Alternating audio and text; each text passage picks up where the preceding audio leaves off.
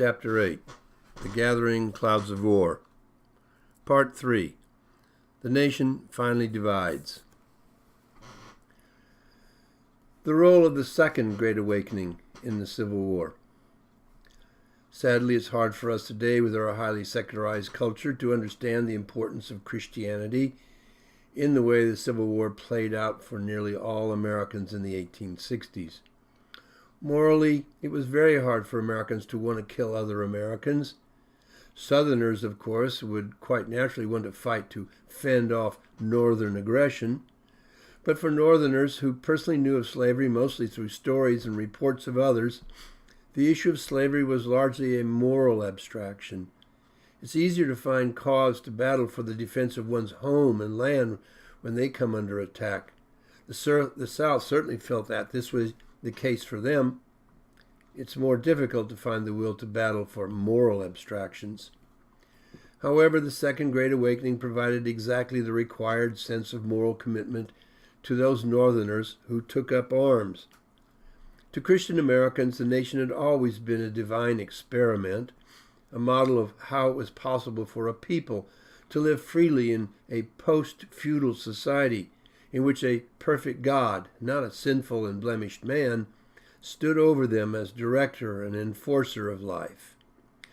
To such Christians, it was imperative, therefore, not to lose that relationship with God, lest the republic under God should fail and bring down man's great hope for democracy with it, possibly discouraging any further attempts at democracy ever. Appropriately enough, while Southern soldiers sang romantically about the land of Dixie that they were defending, Northern armies went into battle singing the battle hymn of the Republic, a call to join with God in his mighty hand of judgment on the nation. Footnote. The words were written by Julia Ward Howe, using the melody from an old Methodist hymn, Say, Brothers, or more popularly at the time, John Brown's Body, and published in the February 1862 edition of The Atlantic Monthly. This was a call to join with God in his mighty hand of judgment on the nation. Through the horror of the war that challenged America, God's truth, God's will would prevail. Mine eyes have seen the glory of the coming of the Lord. He is trampling out the vintage where his grapes of wrath are stored. He hath loosed the fateful lightning of his terrible swift sword. His truth is marching on. Glory, glory, hallelujah. Glory, glory, hallelujah. Glory, glory, hallelujah. His truth is marching on. I have seen him in the watchfires of 100 circling camps.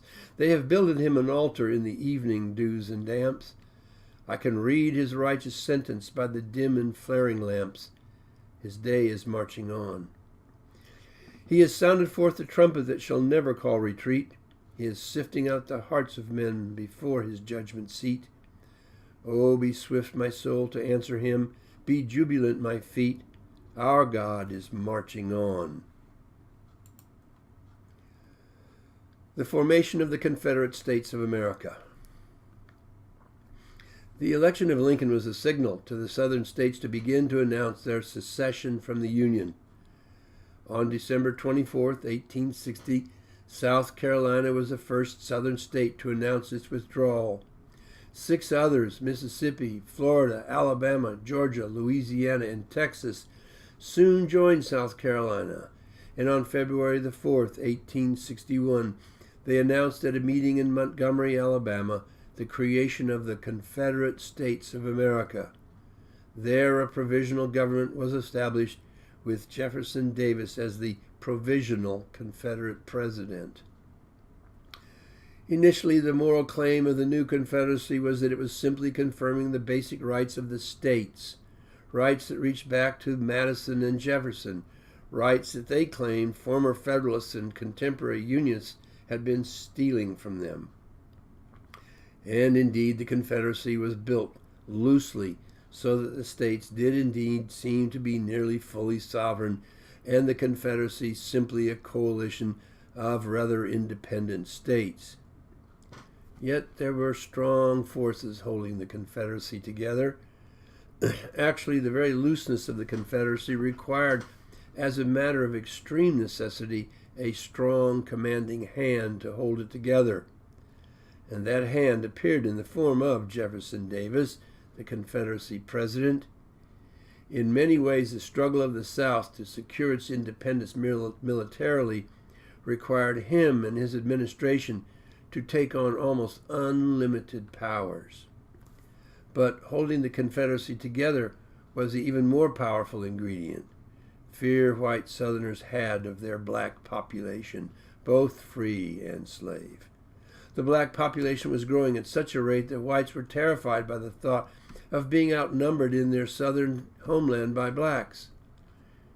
The preventing of the spread of slavery into the new western territories, as Lincoln and most of the North had committed themselves to doing, would imprison the South in a confined world over which they feared they could soon lose control.